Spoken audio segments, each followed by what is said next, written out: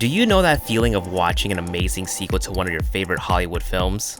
Now just imagine that, but with Tamron's latest lens, the 17-28mm. This summer's blockbuster of a lens continues to build on top of what made the previous lens so popular, by being a high-quality, compact, ultra-wide-angle zoom lens with a constant aperture of f2.8 and at a price point that is reasonable for a wider audience. Don't believe me? The Rotten Tomatoes of the camera community already deemed it certified fresh. If you haven't gotten this lens in your hands yet, well, spoiler warning, in this video, I'm gonna review to you what it's like using this lens. And what better way to do that than to show you around the city of Los Angeles.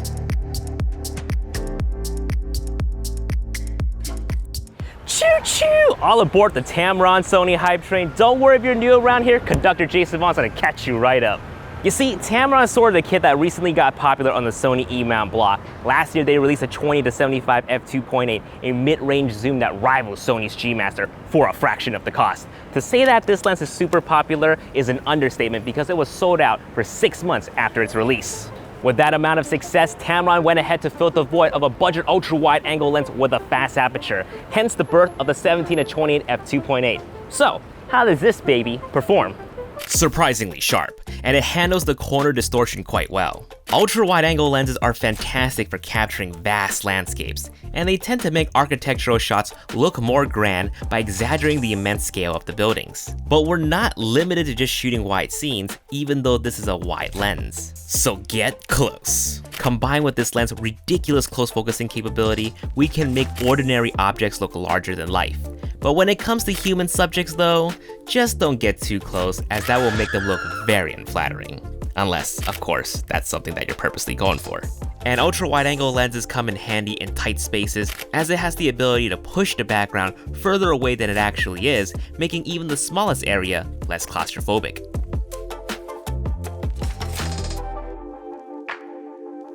Now, a lot of my lovely viewers would strong-arm me if I don't compare it to the 16-35 G Master, so who am I to deny you of that?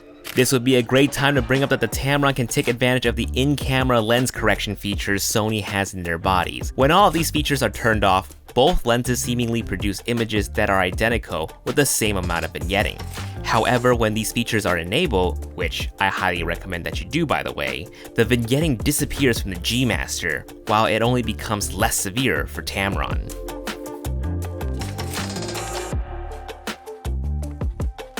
In a real-world situation, however, the vignetting from the Tamron wouldn't be too noticeable, and it's easily correctable if you're shooting photos. In the bokeh department, the G Master is definitely smoother, whereas the Tamron looks like it's having a circle within a circle. In the realm of close focusing though, the Tamron does have the upper hand. You can get much closer to an object for extra unique shots.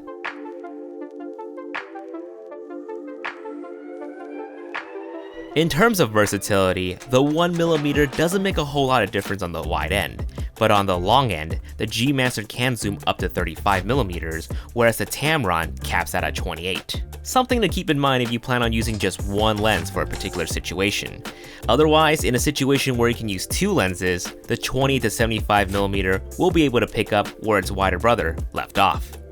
In contrast to LA traffic where it's unreliable, slow, and loud, the Tamron autofocus is reliable, fast, and extremely quiet. Well, I hate shooting at the beach, but here we are, shooting at the beach. Why don't I like the beach as a native Californian? Cause you gotta deal with sand, and that's no bueno for cameras and lenses. While this lens is moisture resistant, I don't know if it's sand resistant, and even if it was, you wouldn't catch me here swapping out lenses. Nope. I'm gonna do it. Hey, I'm gonna do it. I'm gonna do it. I'm gonna do it. I'm swapping lenses right now. I'm swapping lenses. Oh, safe. No sand today. Compared to a lot of third-party lenses out for the Sony E-mount, Tamron is one of the very few that does autofocus well, especially in video mode. The rack focus was extremely smooth as it posed focus from the background to my face, and it even tracked extremely well as I ran towards and away from the camera. By the way guys, this is my audition for Baywatch. Let me know if you think I qualify. And oh, do make sure the camera and the lens are on the latest firmware update to ensure the autofocus is working at its best. Can we take a moment and appreciate the form factor of these two lenses right here? Tamron did an outstanding job keeping these lenses similar to one another. In fact, they use the same filter size, 67mm. If you use ND filters or polarizers for your shoots, these two can share the same one without needing any sort of step-up rings. And what I really like about this lens is that the zoom is internal. As you rotate the zoom from 17 to 28 or vice versa, the physical appearance does not change at all. Some would say that's perfect for gimbals as that won't tamper with the balance of the setup, but honestly, this lens is so light anyways, it probably wouldn't have mattered as much. However, the lightness does come at a cost. You can really feel the plasticiness of this lens, which honestly can easily be overlooked for the cost that you're paying for. Just don't overlook the drop. I should also point out that neither of the Tamron lenses have an autofocus manual focus toggle, nor a focus hold button, like you would find on the new Sony lenses. Just figured I'd give you a heads up in case you're a user that takes advantage of those features. For me though, I'm personally used to it. A lot of the prime lenses that I use don't have those anyway, and if I needed to toggle to manual focus, I have it mapped to one of the buttons on my camera.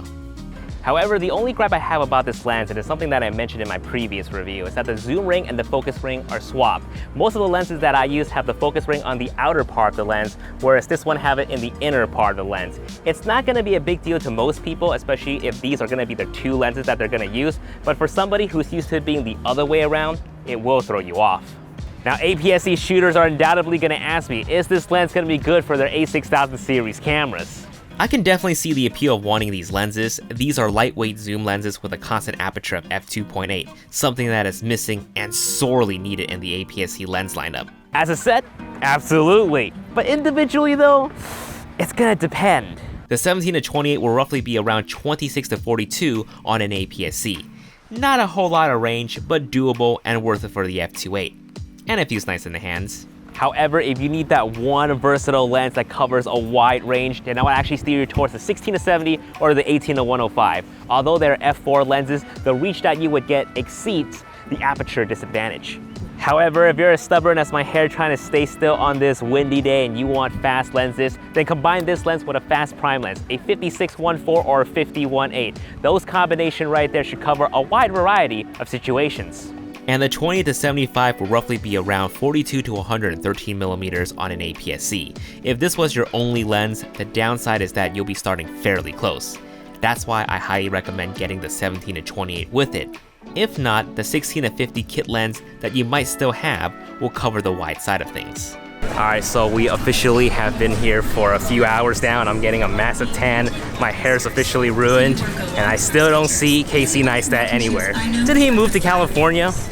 Anyways, count this as a bad segue. Is this a good vlogging lens? Is this a good vlogging lens? Of course it's a good vlogging lens. It's an ultra wide angle lens. It gets your entire face in the frame, f2.8, blur out the background.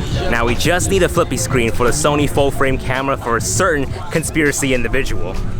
And guess what? This f2.8 vlogging lens won't break the bank. The cost of this lens, $899. Now you can't really complain about the price, especially when it's an ultra wide angle zoom lens with all these great characteristics. In fact, Tamron is saving you a lot of money from other expensive alternatives, so you have more dollars in your pocket for street tacos.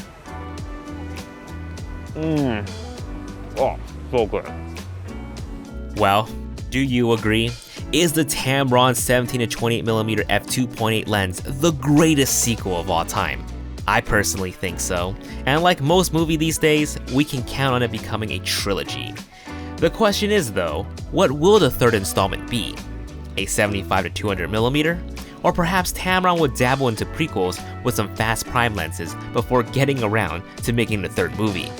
Regardless of whatever it may be, with Tamron being 2 for 2 on solid, high-quality budget zoom options, I have high hopes the next one will be another box office hit. By the way, a quick thank you to B&H for making this video possible. If this has helped you in making any purchasing decision, consider buying any of the items mentioned in the video through my affiliate link in the description box below. The small kickback we will receive will allow us to continue making high-quality, informative videos for you guys. Thanks for always supporting the channel, and I'll see you guys in the next video. Peace!